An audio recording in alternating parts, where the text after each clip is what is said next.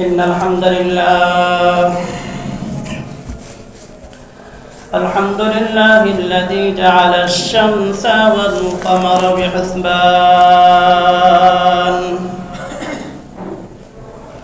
والنجم والشجر يسجدان وفضل زمانا على زمان كما فضل مكانا على مكان وإنسانا على إنسان لا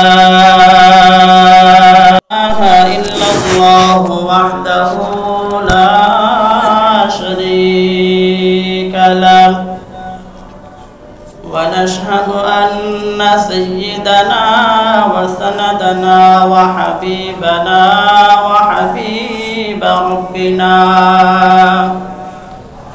وطبيبنا وطبيب قلوبنا ومولانا محمدا عبده ورسوله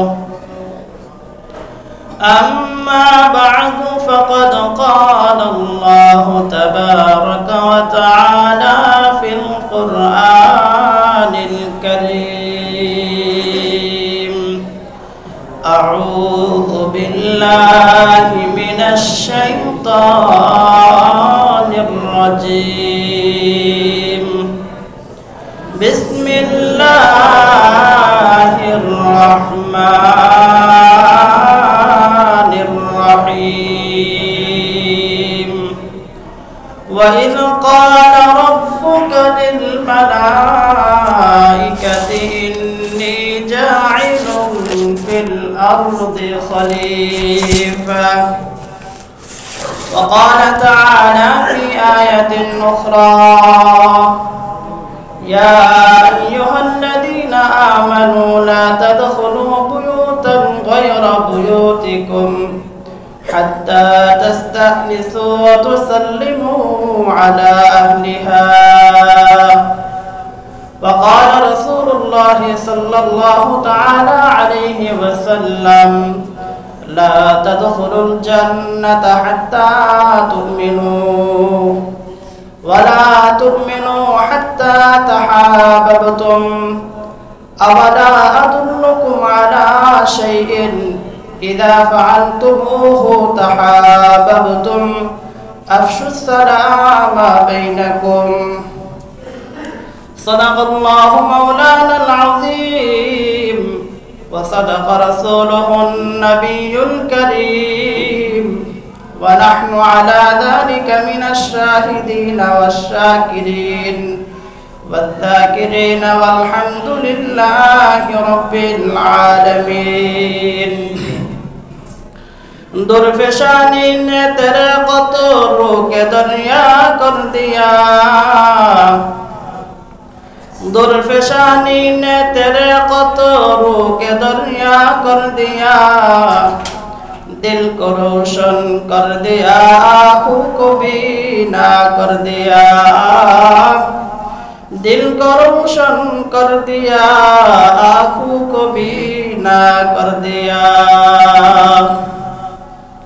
मोहम्मद ने आकर कुफ्र को मिटाया कुफ्र को मिटा कर सदाकत बताया बलग العلا بكماله كشف الدجى بجماله حسنت جميع خصاله صلوا عليه وآله لا إله إلا الله لا إله إلا الله لا إله إلا الله لا إله إلا الله لا إله إلا الله لا إله إلا الله লা ইলাহা ইল্লাল্লাহ লা ইলাহা ইল্লাল্লাহ লা ইলাহা ইল্লাল্লাহ মুহাম্মাদুর রাসূলুল্লাহ সাল্লাল্লাহু আলাইহি ওয়াসাল্লাম। আলহামদুলিল্লাহ, আল্লাহ পাক রব্বুল আলামিনের দরবারে লক্ষ্য করে শুকর ও সুজুদ জ্ঞাপন করছি যে মহান রব্বুল ইজ্জত আমাদেরকে প্রতি সপ্তাহের ন্যায় এই সপ্তাহেও আল্লাহর ঘর মসজিদে এশারের নামাজ আদায় করার পরে কোরআনুল কারীমের তাফসীর শোনার জন্য সুযোগ করে দিয়েছেন। সেই মহান মালিককে রাজি খুশি করবার উদ্দেশ্যে মুসলমান হিসেবে ঈমানি আওয়াজকে উঁচু করে কালিমাতুশ শুকর অন্তরের অন্তরস্থল থেকে আদায় করি আলহামদুলিল্লাহ। মুহতারাম হাজিরিন, আমরা ধারাবাহিক আলোচনা শুনতেছিলাম হযরত আদম আলাইহিস সালাতু ওয়াস সালামের সৃষ্টি সম্পর্কে। গত সপ্তাহে আমরা আলোচনা শুনেছিলাম আল্লাহ পাক রব্বুল আলামিন নিজ কুদরতি হাতে হযরত আদম আলাইহিস সালাতু ওয়াস সালামের মাথা তৈরি করেছেন। তার ধারাবাহিকতায় কিয়ামত পর্যন্ত কুদরতিভাবে আল্লাহ তাআলা প্রতিটা মানুষের মাথা নিজ কুদরতি হাতে সৃষ্টি করেন। এটাই আল্লাহ তাআলা কোরআনে বলেছেন, খালাকতু বিয়াদাইয়া, আমি নিজ হাতে বনি আদমকে সৃষ্টি করেছি। যেহেতু আল্লাহ তাআলা মানুষের মূল বস্তু মাথা, এই মাথাটাকে নিজ হাতে বানিয়েছেন, এজন্য পুরা বডিটাই আল্লাহ তাআলা নিজের দিকে নিসবত করেছেন, আমি আমার হাত দিয়ে বানিয়েছি। তাহলে প্রতিটা মানুষের মাথাটা কার তৈরি? আল্লাহ তাআলা তৈরি। বাকি দেহ এটা ফেরেশতাদের মাধ্যমে আল্লাহ তাআলা মায়ের গর্ভে কি করেন? সৃষ্টি করেন। তো এই পর্যন্ত আমরা শুনেছিলাম আল্লাহ পাক রব্বুল আলামিন মানুষের পূর্ণ রূপ তৈরি করে বাবা আদম আলাইহিস সালাতু ওয়াস সালামের পূর্ণ রূপ তৈরি করার পরে এবার ফেরেশতাদের এক মজলিস তৈরি করলেন, একটা মাহফিলের ব্যবস্থা করলেন, ফেরেশতাদের সমাবেশের ব্যবস্থা করলেন। ফেরেশতারা সবাই সেখানে উপস্থিত হলেন। আল্লাহ পাক রব্বুল আলামিন এবার ফেরেশতাদের সামনে এই বিষয়টা তুলে ধরলেন যে আমি দুনিয়াতে মানুষ নামে একটা প্রতিনিধি বানাইতে চাই, যেই মানুষ হবে মাটির তৈরি, এরকম একটা প্রতিনিধি আমি দুনিয়াতে বানাইতে চাই। এজন্য আল্লাহ পাক রব্বুল আলামিন ফেরেশতাদের সামনে বললেন, ওয়াইদ ক্বালা রাব্বুকা লিল মালাইকা ইন্নী জাইলুন ফিল আরদি খলিফা ওয়াইদ ক্বালা রাব্বুকা লিল মালাইকাতি ইন্নী খালিকুম বাশারাম মিন তিন। তোমার রব যখন ফেরেশতাদেরকে বললেন আমি পৃথিবীতে প্রতিনিধি সৃষ্টি করব, মাটির তৈরি মানুষ বানাবো, এই বিষয় আল্লাহ তাআলা ফেরেশতাদের সামনে পেশ করলেন। এই কথা শোনার পরে ফেরেশতারা জবাব দিলেন, ক্বালু আতাজআলু ফীহা মান ইফসিদু ফীহা ওয়া ইয়াসফিকুদ দিমা। হে আল্লাহ, আপনি কি পৃথিবীতে এমন একটা সৃষ্টি বানাইতে চাচ্ছেন যারা পৃথিবীতে ফাসাদ সৃষ্টি করবে, রক্তপাত করবে, এমন ব্যক্তিদেরকে সৃষ্টি করতে চাচ্ছেন? ওয়া নাহনু নুসাব্বিহু বিহামদিকা, আমরাই তো আপনার তাসবিহ পাঠ করি, আপনার গুণকীর্তন করি, ওয়া নুকদ্দিসু লাক, আপনার পবিত্রতা ঘোষণা করি। আমাদের এত তাসবিহ পবিত্রতা ঘোষণা করার পরেও আপনি কেন পৃথিবীতে মানুষ সৃষ্টি করতে চাচ্ছেন? এই যে একটা উক্তি, আল্লাহ পাক রব্বুল আলামিন যখন কোন সৃষ্টি করতে চান তখন কোন বান্দার কাছে এ বিষয়ে প্রশ্ন করা কিংবা তাদের সাথে পরামর্শ করার মুখাপেক্ষি কি বলেন? আল্লাহ যখন কোন সৃষ্টি করতে চান বান্দার সাথে পরামর্শ করা, মাখলুকের সাথে পরামর্শ করার মুখাপেক্ষি আল্লাহ না। আল্লাহ পাক রব্বুল আলামিন যখন কোন সৃষ্টি বানাইতে চান কারো সাহায্যের প্রয়োজন আছে? তাও নাই। এরপরে আল্লাহ তাআলা কোন একটা মাখলুক বানানোর পরে এই মাখলুকটা এরকম হলে কেন, এদের আকৃতি এরকম কেন, এদের অবস্থা এরকম কেন, এই বিষয়ে কারো কাছে জিজ্ঞাসিত হতে হয় না, কারো প্রশ্ন করতে হয় না। মানে কেউ আল্লাহকে প্রশ্ন করতে পারে, আল্লাহ আপনি এটাকে কেন বানাইলেন? কোনো সুযোগ আছে? নাই।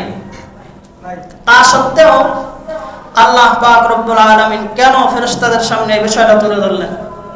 আমি মানুষ বানাইতে চাই, এই কথাগুলো আল্লাহ তাআলা কেন ফেরেশতাদের সামনে তুললেন? এর কয়েকটা কারণ হইতে পারে। এক নম্বর কারণ হলো ফেরেশতাদের ধারণা ছিল তারাই আল্লাহ তাআলার শ্রেষ্ঠ মাখলুক, তাদের পর আল্লাহ তাআলা কোনো শ্রেষ্ঠ মাখলুক বানাবেন না। যেহেতু তারা কোনো গুনাহ করেন না, কোনো পাপ করেন না, কোনো পাপের সাথে তারা জড়িত না, এজন্য তারা ধারণা করেছিল যে আল্লাহ তাআলা তাদেরকে ছাড়া পৃথিবীতে আর কোনো মাখলুক বানাবেন না। তাদের এই যে একটা ধারণা, এই ধারণাকে রদ করার জন্য আল্লাহ তাআলা তাদের সামনে তুলে ধরেছেন যে তোমরা তো আছোই, তোমাদের গুনাহ করার শক্তি নেই, তোমাদের মধ্যে কাম ভাব নেই, গুনাহ জাতীয় কোনো বস্তুই তোমাদের মধ্যে নেই, যার কারণে তোমরা গুনাহ করতে পারো না। আমি এমন একটা মাখলুক বানাবো যে মাখলুকের মধ্যে গুনাহ করার শক্তি থাকবে, সৎ কাজ করার শক্তি থাকবে, এমন এক সৃষ্টি বানাইতে চাই। একটা কারণ। দুই নম্বর কারণ হলো আল্লাহ পাক রব্বুল আলামিন নিজের সব দিক থেকে ক্ষমতাবান হওয়া সত্ত্বেও ফেরেশতাদের সাথে পরামর্শ করছেন। এর দ্বারা এটা বোঝাচ্ছেন যে দুনিয়াতে বান্দা যত কাজ করবে, যা কিছু করবে, সর্বক্ষেত্রে পরামর্শ করে করবে। কি করে করবে? পরামর্শ করে করবে। আমার জ্ঞান যত বেশি হোক না কেন, বান্দার পরামর্শের প্রতি উদ্বুদ্ধ করার জন্য আল্লাহ তাআলা কি করেছেন?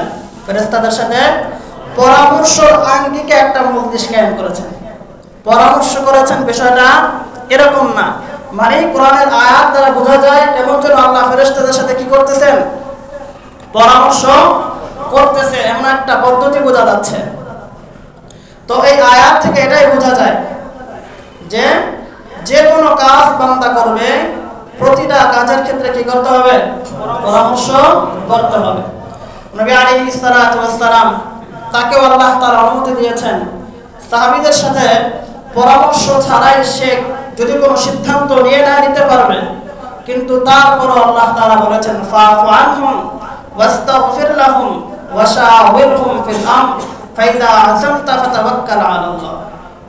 হে নবী, আপনি তাদের জন্য ক্ষমা চান, ইস্তিগফার করেন এবং তাদের সাথে পরামর্শ করেন। ফাইযা আযামতা, আপনি যখন কোনো একটা কাজের ব্যাপারে দৃঢ় হয়ে যান, মজবুত হয়ে যান যে কাজটা করবেন, ফাতাওয়াক্কাল আলাল্লাহ, তখন ভরসা করবেন কার উপরে? আল্লাহ তাআলার উপরে। তাহলে আল্লাহ তাআলা নিজেও পরামর্শের একটা মজলিস কায়েম করেছেন, নবীকেও কি করেছেন? পরামর্শ করার নির্দেশ দিয়েছেন। যারা আমরা এই যে একটা ছোট্ট ঘটনা, এর থেকে কি বুঝতে পারলাম? আমরা যে কাজই করব, ব্যক্তিগত হোক, পারিবারিক হোক, সামাজিক হোক, যে কোনো কাজ হোক না কেন, প্রতিটা কাজের ক্ষেত্রে কি করব? পরামর্শ করে কাজ করব। এই বিষয়টা বোঝানোর জন্য আল্লাহ পাক রব্বুল আলামিন ফেরেশতাদের সাথে পরামর্শ করেছেন। এরপরে ফেরেশতারা জবাবে কি বলল? হ্যাঁ আল্লাহ, আপনি কি এমন জাতি বানাইতে চান যারা রক্তপাত করবে, ফাসাদ সৃষ্টি করবে, এমন জাতি বানাইতে চান? ফেরেশতারা এই কথাটা কেন বলল? ফেরেশতারা এই কথা কেন বলল? এর দুইটা কারণ। একটা কারণ হলো এরকম যে ফেরেশতাদের ধারণা ছিল আল্লাহ তাআলার আগের কথাই, আমাদের ছাড়া আমরা যে গুনাহ মুক্ত, পাপ মুক্ত ব্যক্তি, আমাদের চাইতে উত্তম কোন ব্যক্তি, কোন মাখলুক আল্লাহ তাআলা সৃষ্টি করেননি, করবেন না। এইটাকে রদ করার জন্য দ্বিতীয়ত আরেকটা কারণ হলো ফেরেশতারা জানতো, দেখতো মানুষের পূর্বে আল্লাহ তাআলা পৃথিবীতে জিন জাতিকে সৃষ্টি করেছিলেন। সেই জিন জাতি পৃথিবীতে ফাসাদ সৃষ্টি করেছে, ফিতনা সৃষ্টি করেছে, হত্যা কায়েম করেছে। এখন যদি আবার জিন জাতির মতো আরেকটা মাখলুক দুনিয়াতে সৃষ্টি করা হয়, তারাও কি করবে? দুনিয়াতে গিয়ে আবার জিন জাতির মতো ফাসাদ সৃষ্টি করবে, রক্তপাত করবে। এই তাদের জ্ঞানের আলোকে তারা আল্লাহ তাআলাকে প্রশ্ন করেছেন। কেমন যেন প্রশ্ন করেছেন এরকম ভাবে কোন মনিবের একেবারে অনুগত কিছু গোলাম, কোন একটা কাজ আমার বুঝে আসছে না, এই অবস্থায় মনিবকে সে জিজ্ঞাসা করছে যে মনিব, আপনি এই কাজটা করতে চাচ্ছেন, এই কাজটা করলে হয়তো এরকম হতে পারে। এই যে সে প্রশ্নটা করেছে, মনিবকে কি জবাবদাহি করার জন্য নাকি বিনয়ের সাথে নম্রতার সাথে প্রশ্ন করেছে? নম্রতার সাথে প্রশ্ন করেছে। অনুরূপভাবে ফেরেশতারা আল্লাহ তাআলার সম্পূর্ণ অনুগত হয়ে আল্লাহ তাআলাকে জিজ্ঞাসা করেছেন, হায় আল্লাহ, আপনি কেমন জাতি বানাইতে চান যারা পৃথিবীতে ফাসাদ সৃষ্টি করবে, রক্তপাত করবে? এই কথাটাই আল্লাহ তাআলা পরবর্তী তুলে ধরেছেন, ক্বালা ইন্নী আ'লামু মা লা তা'লামুন। ফেরেশতারা যখন বলল আপনি ফাসাদ সৃষ্টিকারী মানুষ বানাইতে চান, তখন আল্লাহ বললেন, আমি যা জানি তোমরা তা জানো না। এই কথা বলার দ্বারা কখন বলে রাগ হয়ে বলেছেন নাকি নম্রতার সাথে সুন্দরভাবে বুঝিয়ে দিয়েছেন যে ফেরেশতারা আমি যেটা জানি সেটা তোমরা জানো না, এরা পৃথিবী ফাসাদ সৃষ্টি করবে নাকি রক্তপাত করবে, কি করবে সেটা জানে কে? আল্লাহ। এই কথা বলার পরে পরবর্তীতে একটা ইন্টারভিউ নিয়েছেন আল্লাহ তাআলা তাদেরকে। এরপরে যখন তারা ইন্টারভিউতে পাস করতে পারেনি, তখন ফেরেশতারা বলল, সুবহানাকা লা ইলমা লানা ইল্লা মা 'আল্লামতানা ইন্নাকা আনতাল আলিমুল হাকীম। হে আল্লাহ, আপনি পবিত্র, আমাদের কোনো জ্ঞান নাই, আপনি আমাদেরকে যতটুকু জ্ঞান দেন ততটুকু জ্ঞানই আমরা জানি। এই হলো পরামর্শের ধরন।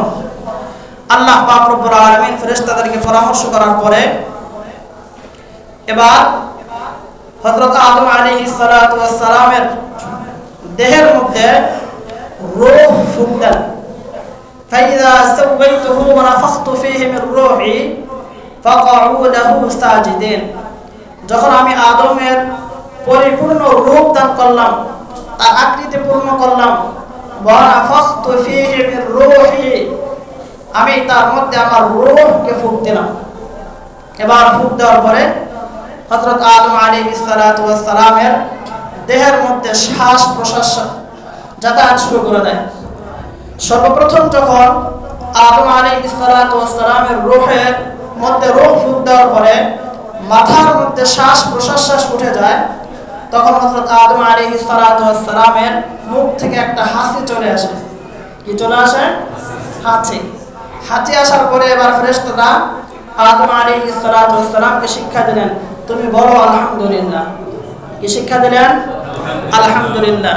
যখন আদম আলাইহিস সালাতু ওয়াস সালাম আলহামদুলিল্লাহ বললেন, জবাবে ফেরেশতারা বললেন ইয়ারহামুকাল্লাহ। কি বললেন? ইয়ারহামুকাল্লাহ। এর থেকে আপনি কি শিক্ষা গ্রহণ করতে পারলেন? আমরা হাসি দেই না? দেই কিনা? প্রতিটা মানুষই কি দেয়? হাসি দেয়। তাহলে হাসি দেওয়ার সময় কি বলতে হবে? আলহামদুলিল্লাহ। বলেন সবাই আলহামদুলিল্লাহ। আলহামদুলিল্লাহ। যে ব্যক্তি আমার হাসি শুনবে সে কি বলবে? বলেন, আমার হাসি যে শুনবে সে কি বলবে? ইয়ারহামুকাল্লাহ। কোত্থেকে শিখলাম?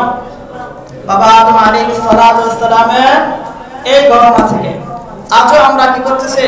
হাসির সময় আলহামদুলিল্লাহ বলতেছি, হাসির জবাবে কি বলা হচ্ছে? ইয়ারহামুকাল্লাহ। কোন থেকে শুরু হয়েছে? আদম আলাইহিস সালাতু ওয়াস সালাম থেকে শুরু হয়েছে। এরপরে যখন আদম আলাইহিস সালাতু ওয়াস সালাম পূর্ণ শ্বাস প্রশ্বাস টানতেছেন, তখন ফেরেশতাদের এক মজলিস ছিল। সেই মজলিসের দিকে আল্লাহ তাআলা আদম আলাইহিস সালাতু ওয়াস সালামকে পাঠালেন, যাও এই ফেরেশতাদের কাছে যাও। যখন আদম আলাইহিস সালাতু ওয়াস সালাম ফেরেশতাদের কাছে গেলেন, আল্লাহ তাআলা শিক্ষা দিলেন, তুমি তাদেরকে কুলু আসসালামু আলাইকুম। হে আদম, তুমি ফেরেশতাদেরকে বলো আসসালামু আলাইকুম। কি বলতে বললেন? আসসালামু আলাইকুম। জবাবে ফেরেশতারা বললেন ওয়া আলাইকুমুস সালাম। এবার আদম আলাইহিস সালাতু ওয়াস সালাম পুনরায় আল্লাহ তাআলার কাছে ফিরে আসেন, পুনরায় আল্লাহ তাআলার কাছে ফিরে আসেন। তাহলে এখান থেকে কি বুঝতে পারলেন? সর্বপ্রথম সালামের প্রচলন কে করেছে? সবাই বলেন কে? বাবা আদম আলাইহিস সালাতু ওয়াস সালাম। জবাব দিয়েছেন কারা? ফেরেশতারা।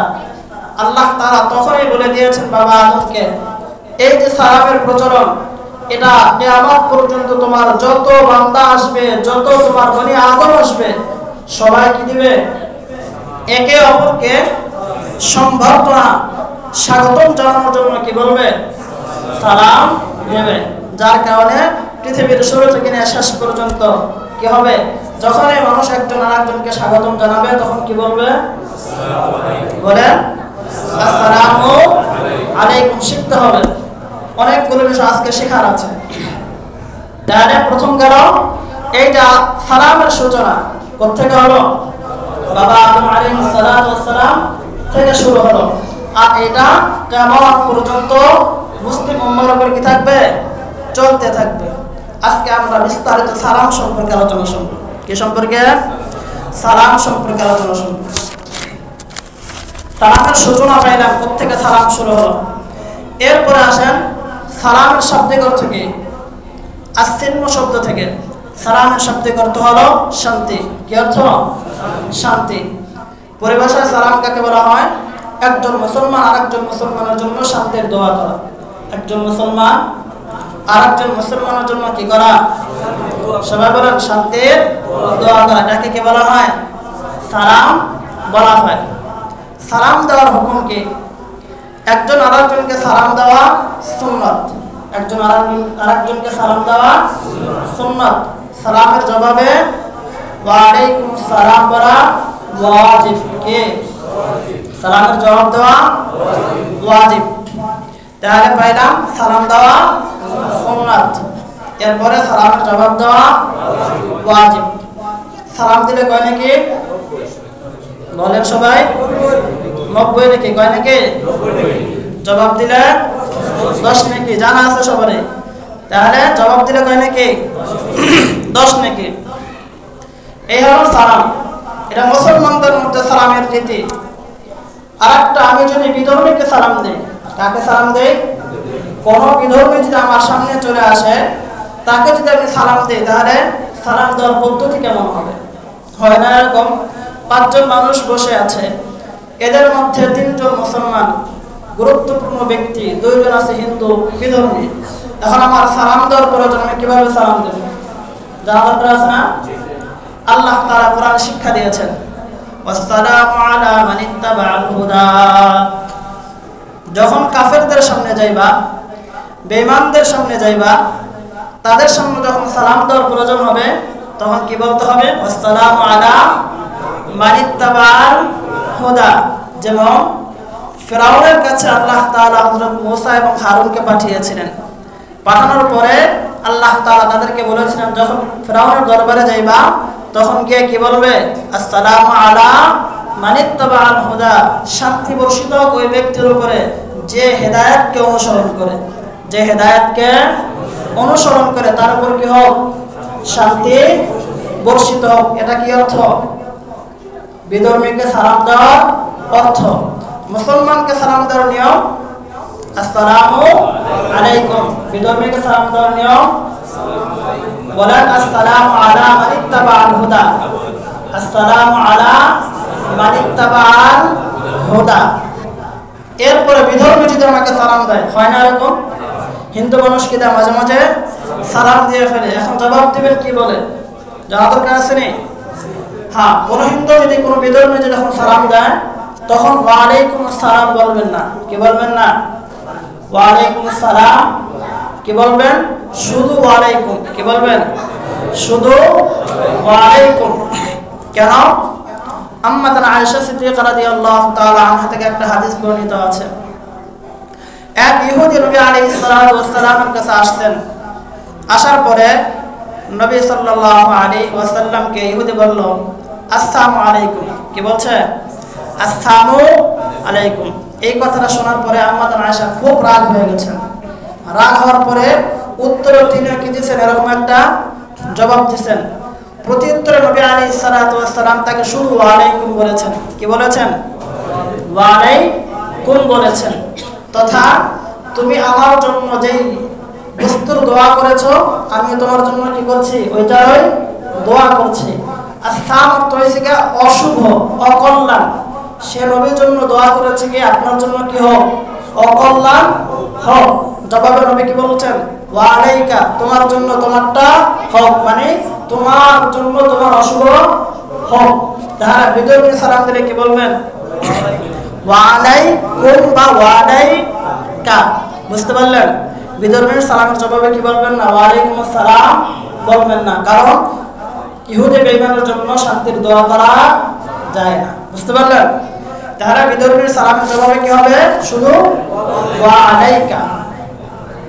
এরপরে সালামের পদ্ধতি, আমাদের এই যে মজলিস আছে না, অনেক সময় মানুষ গাড়িতে যায়, কিছু মানুষ বসে থাকে, কিছু মানুষ হাঁটতে থাকে, কিছু মানুষ বসে থাকে, অনেক সময় ছোট ছোট বাচ্চা থাকে, আবার বড় মানুষ থাকে। এই ক্ষেত্রে সালামের পদ্ধতিটা কেমন হবে? নবী আলাইহিস সালাতু ওয়াস সালাম হাদিসে বলেন, যা রাজুলুন ইলা নবী সাল্লাল্লাহু আলাইহি ওয়াসাল্লাম ফাকাল আসসালামু আলাইকুম ফারাদ্দা আলাইহি সুম্মা জালাসা। যে যখন মানুষ হাঁটতে থাকে, হাঁটনেওয়ালা ব্যক্তি, যে ব্যক্তিরা বসে আছে তাকে সালাম দেবে। হাঁটনেওয়ালা ব্যক্তি, যে ব্যক্তিরা বসে আছে তাকে কি দেবে? সালাম দিবে। এক ব্যক্তি খুব দ্রুত গাড়িতে যাচ্ছে, আর এক ব্যক্তি হেঁটে যাচ্ছে, এক্ষেত্রে সালাম কে কাকে দিবে? দ্রুত চলনেওয়ালা আস্তে চলনেওয়ালা কি দিবে? সালাম দিবে। নবী আলাইহিস সালাতু ওয়াস সালাম আর হাদিসে বলেন যে ছোট ব্যক্তিরা বড়দেরকে সালাম দিবে, ছোটরা বড়দেরকে সালাম দিবে। এই যে সালামের পদ্ধতি নবী সাল্লাল্লাহু আলাইহি ওয়াসাল্লাম হাদিসে বলেছেন, এটা হলো কে কাকে সালাম দিবে এই পদ্ধতি। আর একটা পদ্ধতি হলো সালামের শব্দ যত বাড়বে সওয়াব তত বাড়বে। সালামের শব্দ যত বাড়বে, বলেন সওয়াব কি বাড়বে? তত বাড়বে। যেমন এক হাদিসে আছে, নবীজির কাছে এক ব্যক্তি আসছে, আয়েশা আসসালামু আলাইকুম বলছে। কি বলছে? আসসালামু আলাইকুম। নবীজি বললেন ওয়া আলাইকুম আসসালাম, জবাব দিয়ে দিলেন। এরপর নবী সাল্লাল্লাহু আলাইহি ওয়াসাল্লাম বললেন আশারা হাসানা, এই ব্যক্তির জন্য 10টা নেকি। কয়টা নেকি? 10টা নেকি। এরপর আরেক ব্যক্তি আসছে, আয়েশা বলতেছে আসসালামু আলাইকুম ওয়া রাহমাতুল্লাহ। নবীজি জবাবে বললেন ওয়া আলাইকুম আসসালাম ওয়া রাহমাতুল্লাহ। ব্যক্তিটা বসে পড়ল। এবার নবীজি বললেন ইশরুনা হাসানাত, তার জন্য 20টা নাকি। কয়টা নাকি? 20টা নাকি। এরপর আরেকজন আসলো, আবার সালাম দিলেন আসসালামু আলাইকুম ওয়া রাহমাতুল্লাহি ওয়া বারাকাতুহু, একটু বাড়াইলেন। নবীজিও জবাব দিলেন। ব্যক্তিটা বসে গেল। নবী সাল্লাল্লাহু আলাইহি ওয়াসাল্লাম বললেন সালাসুনা হাসানাত, তার জন্য 30টা নাকি। কয়টা নাকি? 30টা নাকি। আরেক রিওয়ায়াতে আছে, আরেক ব্যক্তি নবীজির কাছে আসলো, আয়েশা নবীজিকে সালাম দিল আসসালামু আলাইকুম ওয়া রাহমাতুল্লাহ ওয়া বারাকাতুহু ওয়া মাগফিরাতুহু। 4টা বাড়াইছে। কয়টা? 4টা বাড়াইছে। জবাবে নবীজি এরকমই উত্তর দিলেন। উত্তর দেওয়ার পরে নবীজি বললেন আরবাউন হাসানাত, তার জন্য 40টা নাকি। কয়টা নাকি? 40টা নাকি। তার হাদিস থেকে কি বুঝতে পারলেন? সালামের শব্দ যত বাড়বে সওয়াব তত বাড়বে। তার নিয়ম হলো সালামের শব্দ কি দেওয়া? বাড়ায়া দেওয়া। আসসালামু আলাইকুম ওয়া রাহমাতুল্লাহ ওয়া বারাকাতুহু ওয়া মাগফিরাতুহু ওয়া জান্নাতুহু, আরো যে যত বাড়াইতে পারে। এটা শব্দ বাড়লে কি বাড়বে?